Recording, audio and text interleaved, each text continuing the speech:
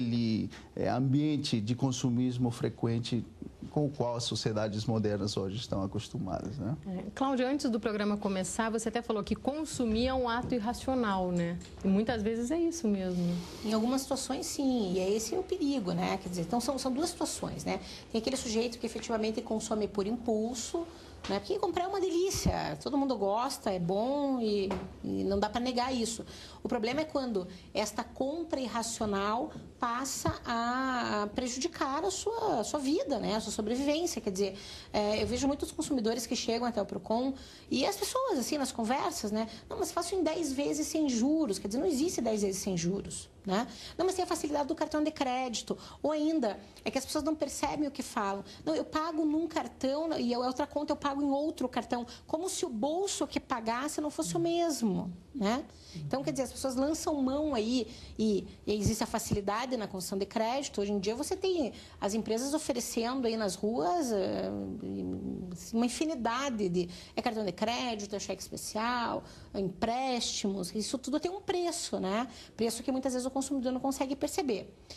Uma outra questão é o consumidor que hoje, aquela parcela da população que hoje está podendo comprar, né? É o sujeito também que vai nas grandes lojas e compra lá em 20, 17 vezes sem juros.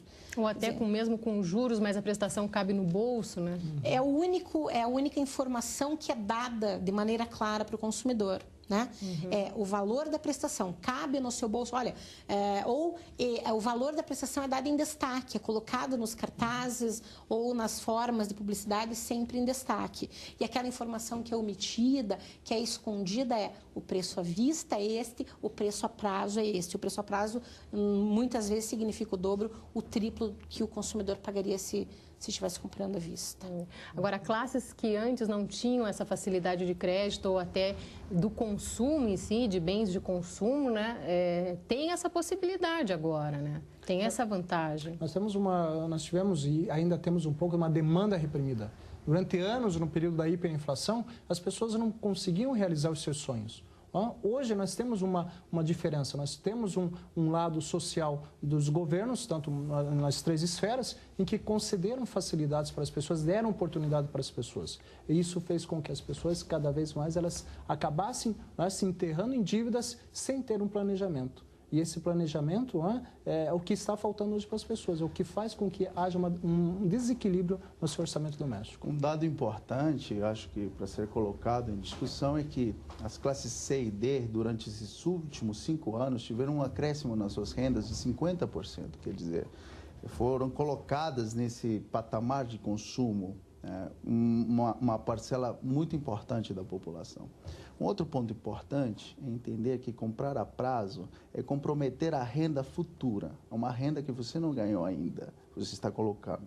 Quando você paga em 10 vezes, 15 vezes, sem juros, enfim, seja no cartão, cheque pré-datado, enfim, você está comprometendo uma renda que você não ganhou.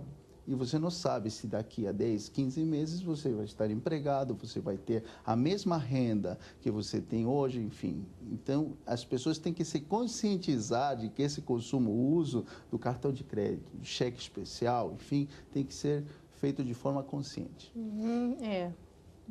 Essa questão uma palavra que me chamou a atenção aqui, a questão do sonho, né? É verdade, as pessoas sonham em comprar inteiro uma TV de 40 polegadas. E às vezes, muitas vezes, só consegue realizar esse sonho fazendo assim, muitas prestações, né? O problema é que o sonho, quer dizer, o consumidor... E não só o consumidor, mas sobretudo o fornecedor, né? Que tem que educar o consumidor. Porque muitas vezes o consumidor compra por impulso. Talvez ele não precise daquela TV de 42 polegadas nesse momento. Mas espera aí, é Copa, né? Copa do Mundo tem que assistir, mas a televisão que ele tem em casa funciona bem. Dá para assistir do mesmo jeito. Mas a televisão 42 polegadas. Só que não é hora. Aí é um outro lado, né? Porque eu vejo que em muitas situações o consumidor é visto, aquele que acaba se endividando, é visto com um certo preconceito, até como um vilão.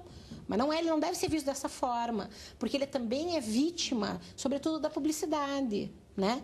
que ligue a televisão, veja um jornal, saia na rua, qualquer, enfim. Isso é bombardeado, né? Como é que a doutora vê essa situação, né, de você ser também vítima, uma pessoa super endividada? Na verdade, assim, como disseram os economistas, a democratização do crédito, ela fomentou a economia, é muito importante para o nosso país. Foi muito importante, desde a estabilidade econômica decorrente do Plano Real, principalmente.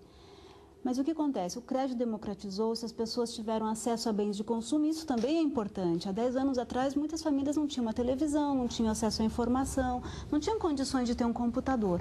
Então, esse é o lado positivo. Ocorre que, a par do lado positivo, nós no nosso país, a legislação, principalmente, não se preocupou com o lado negativo e perigoso da concessão da democratização do crédito, que é justamente o superendividamento. Então, o que carece em nosso país é de um tratamento, de medidas de prevenção e tratamento ao superendividamento. Por exemplo, em França, na Europa, em vários países da Europa, desde 94, 93, 98, já existem procedimentos, né, alguns parte administrativos, partes jurisdicionais, de tratamento de prevenção ao superendividamento. Nos Estados Unidos, que é um modelo um pouco diferente, desde 1978 já existe isso. E mesmo havendo, teve todos os problemas. Então, o que acontece? O projeto veio justamente para não suprir, por óbvio, mas para alertar e, de repente, tentar despertar essa preocupação, que agora também é do Poder Judiciário, de que nós precisamos realmente, toda a sociedade, trabalhar nesse sentido, buscando medidas de prevenção e também de tratamento ao superendividamento. E, quiçá, com isso também estimulando os nossos representantes no Legislativo a pensarem numa lei e que venha a regulamentar um procedimento específico de tratamento e prevenção ao superendividamento. Até para proteger o consumidor, né? E, na verdade, não só proteger o consumidor, proteger até o próprio mercado. Porque o superendividamento, ele traz riscos também para o mercado. Né? É um ciclo vicioso, o devedor que não paga, o credor que não recebe, aos poucos o mercado pode vir a não suportar esse ciclo. Acho que os economistas podem dizer melhor. Por exemplo, a taxa de juros cobrada nesse sistema financeiro para endividados, ela leva em consideração a inadimplência. Sim. Então, os indivíduos que não pagam em dia repassam esse ônus para o bom pagador. Então, o bom pagador acaba bancando a taxa de juros, né, porque o sistema financeiro não perde. Haja vista qual o setor que mais lucrou durante esses últimos 15 anos no Brasil, né? Foi o setor financeiro. Então, a taxa de juros acaba sendo a interface, né, de alocação de prejuízos. Então, quem fica punido nesse contexto é quem paga e quem, de alguma forma, contribui com o crescimento do país. Saliente-se que o sistema financeiro ele ganhou tanto na hiperinflação, na hiperinflação, e ganhou com uma moeda estável também. Então, ele sempre continua ganhando. E a maior vítima acaba sendo essas pessoas que procuram esse crédito de forma desordenada.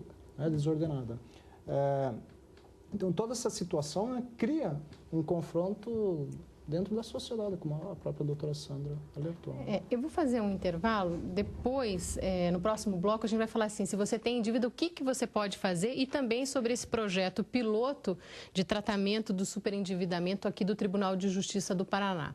Como renegociar suas dívidas, se você tem alguma dívida, está com dificuldade de fazer os cálculos, ou quer uma opinião dos meus convidados, mande a sua pergunta aqui para nós, pode ser tanto pelo 0800 643 7555 ou pelo e-mail do programa, que é comapalavra@rtve.pr.gov.br. O intervalo é bem rapidinho, a gente já volta.